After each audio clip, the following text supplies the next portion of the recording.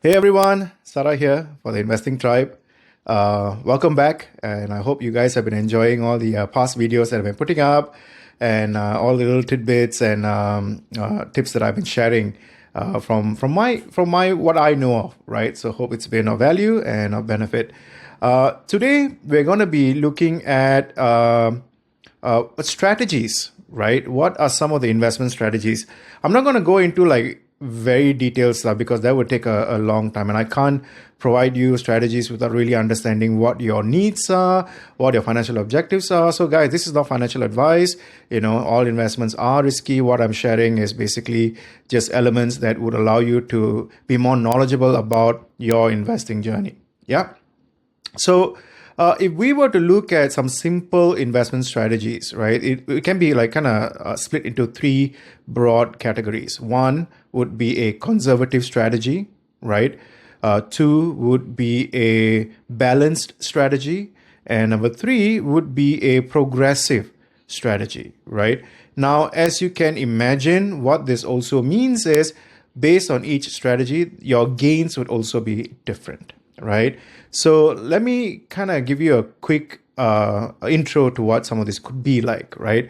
For example, in a conservative strategy, you could be looking into, say, 80% bonds and 20% equities, right? And this could ultimately yield anywhere between, say, 2 to 3% of returns, annualized returns, right? So that's why it's considered a conservative strategy. It's very similar to your fixed deposit instruments, safe, secure. Your returns are stable and reliable to a very, very, very large extent, right? And then when we look into a balanced strategy, right, this is where your risk kind of also goes up with the returns that you're going to be looking at. This could be anywhere between 7 to 8% annualized returns. And this could look something like maybe 60% equity and 40% bond, and in a slight difference in the ratio of how these assets are kind of allocated. Yeah.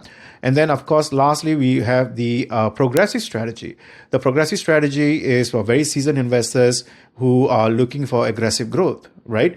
And again, right, you can imagine that the risk factor kind of increases with the strategies, and this would be considered the highest risk classification as well, right? And this could look something like 20% bonds, perhaps about 60% equities, and another 20% in a alternative investment such as hedge funds and so on and so forth.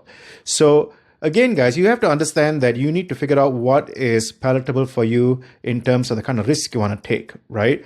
So if you were to apply these strategies, you can almost have a slider bar kind of concept to it, right? You can slide it up or down depending on what your objectives are and how the funds are allocated, so that you are creating a portfolio that is suitable to your profile. That's the most important thing, right? So always have a strategy, have a plan before you invest in any kind of instruments. Again, guys, this is not financial advice, right? All investments that you take is at your own risk. And remember, you can lose all your money. So knowledge is key over here. So ensure that you have all the right resources, tools, and knowledge required to move further into your investing journey. All right.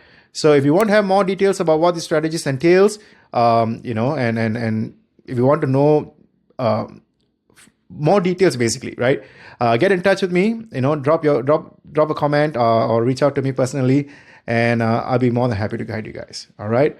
So thank you once again for your time, and looking forward to seeing you guys in the next videos. This is Sarah signing off for the Investing Tribe.